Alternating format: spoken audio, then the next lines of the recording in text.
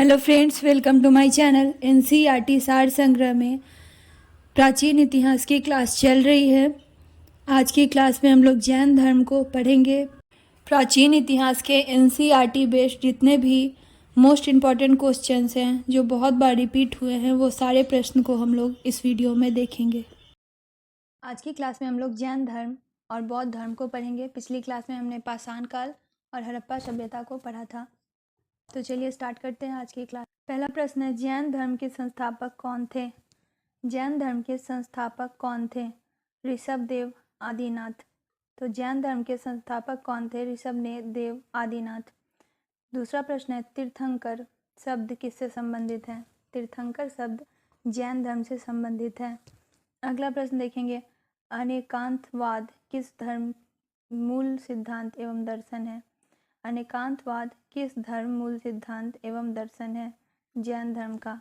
अगला प्रश्न है, जैन धर्म में कर्म परमाणुओं के पूर्ण विनाश को सूचित करने वाली अवस्था को क्या कहा जाता है? एक बार फिर से देखेंगे, जैन धर्म में कर्म परमाणुओं के पूर्ण विनाश को सूचित करने वाली अवस्था को क्या कहा जाता है? तो इसे कहा जाता है निर्जरा। अगला प्रश्न है, जैन धर्म में संवर का क्या अभिप्राय है? जैन धर्म में संवर का क्या अभिप्राय है? जीव की ओर नए कर्म का प्रवाह रुक जाना। अगला प्रश्न है, जैन धर्म में संवर का क्या अभिप्राय है? जीव की ओर नए कर्म का प्रवाह रुक जाना। इंपॉर्टेंट पॉइंट देखेंगे, गंग वंश के राजा राजमल चतुर्थ के मंत्री एवं सेनापति चामुंडे राय ने 974 ईस्वी में श्रवण बेलगोला के पास एक जिन मूर्ति का निर्माण करवाया था, जो बाहुबली गोमतेश्वर की मूर्ति कहलाती है। यहाँ पर 12 वर्ष के अंतराल पर मनाया जाने वाला उत्सव महामस्तकाभिषेक के नाम से जाना जाता है। एक बार फिर से देखेंगे सारे इंपॉर्टेंट पॉइंट। गंग वंश के राजा राजमल चतुर्थ।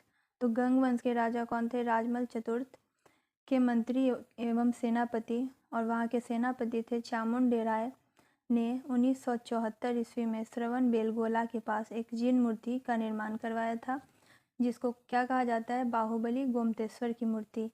यहाँ पर 12 वर्ष के अंतराल पर मनाया जाने वाला उत्सव महामस्तकाभिषेक के नाम से जाना जाता है। अगला प्रश्न देखेंगे, त्रिरत्न सिद्धांत सम्यक दर्शन, सम्यक आचरण एवं सम्यक ज्ञान। तो त्रिरत्न सिद्धांत क्या है? सम्यक दर्शन, सम्यक आचरण एवं सम्यक ज्ञान किस धर्म से संबंधित है? प्रश्न है, त्रिरत्न सिद्धांत किस धर्म से संबंधित है? तो यह जैन धर्म से संबंधित है। अगला प्रश्न है, आजीवक संप्रदाय के संस्थापक कौन थे? मखली गोसाल। आजीवक संप्रदाय के संस्थापक थे मखली गोसाल। अगला प्रश्न है, अनुव्रत सिद्धांत किस धर्म से संबंधित है? जैन धर्म से। अनुव्रत सिद्धांत जैन धर्म से संबंधित है। अगला प्रश्न देखेंगे, यापनीय किसका संप्रदाय था? यापनीय किसका संप्रदाय था? तो ये जैन धर्म का संप्रदाय था। अगला प्रश्न देखेंगे, प्रारंभिक जैन साहित्य किस भाषा में लिखे गए थे? प्रारंभिक जैन साहित्य किस भाषा में लिखे गए थे? अर्ध मगधी। प्रारंभिक जैन साहित्य अर्ध मगधी भाषा में लिखे गए थे। अगला प्रश्न है, पार्श्वनाथ से संबंध होने के कारण कौन सा स्थल जैन सिद्ध क्षेत्र माना जाता है? पार्श्वनाथ से संबंध होने के कारण कौन सा स्थल है वो जो जैन सिद्ध क्षेत्र से माना जाता है?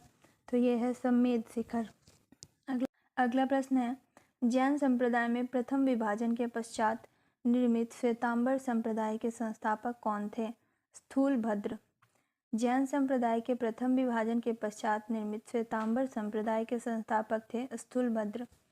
किस जैन संगीति में अंतिम रूप से श्वेतांबर आगम का संपादन हुआ? कौन सा जैन संगीति था जिसमें अंतिम रूप से श्वेतांबर आगम का संपादन हुआ? तो ये प्रथम जैन संगीति पाटलिपुत्र में हुआ था। अगला प्रश्न है, स्यादवाद सिद्धांत किससे संबंधित है? स्यादवाद सिद्धांत जैन धर्म से संबंधित है। आगे देखेंगे, जैन संगीतिया सम्मेलन। जैन संगीति प्रथम संगीति 300 ईस्वी में हुई थी। स्थान था पाटलिपुत्र बिहार में। अध्यक्ष थे इनके स्थूलभद्र। द्वितीय संगीति 512 ईस्वी में। स्थान था वल्लभी गुजरात। अध्यक्ष थे इनके क्षमा श्रवण। अगला प्रश्न है, जैन तीर्थंकरों के क्रम में अंतिम कौन था? जैन तीर्थंकरों के क्रम में अंतिम थे महावीर स्वामी।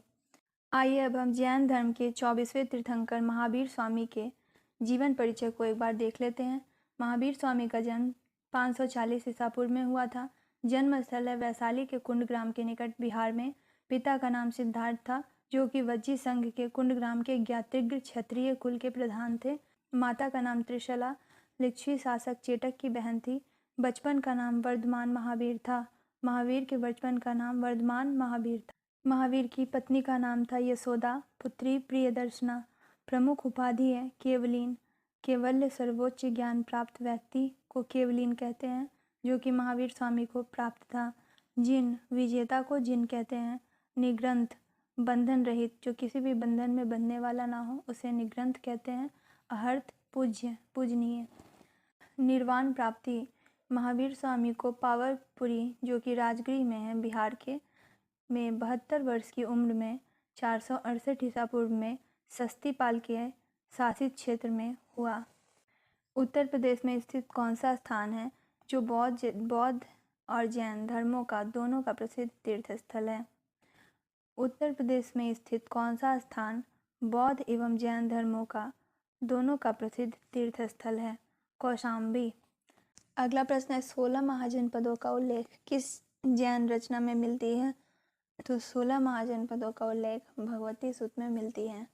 बराबर की गुफाओं का निर्माण किस लिए किया गया था? आजीविकों के आवास के लिए।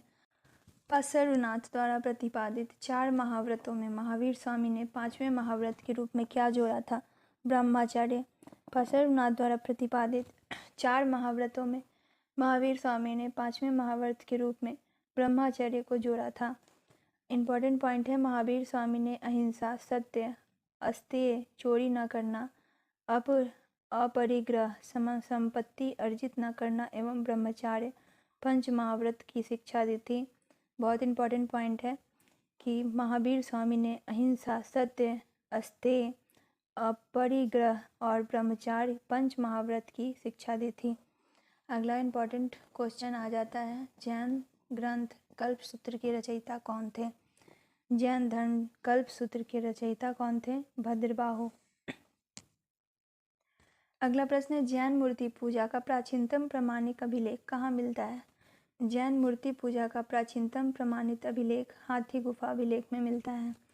अगला प्रश्न, त्रिपिटक धार्मिक ग्रंथ है बौद्धों का। त्रिपिटक धार्मिक ग्रंथ किसका है? बौद्धों का। इम्पॉर्टेंट पॉइंट देखेंगे, विभाजन के पश्चात स्थूलभद्र के जो अनुयायी थे उनको श्वेतांबर कहा गया और भद्रबाहु के अनुयायी को दिगंबर कहा गया।